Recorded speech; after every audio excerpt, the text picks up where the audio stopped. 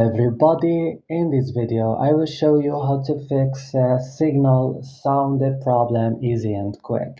To fix this problem, open your settings of your device, click on your apps option, search for signal and click on signal. Right now you're gonna see this list, scroll it down right now and click storage. Click clear cache here and back, click on force stop and click OK.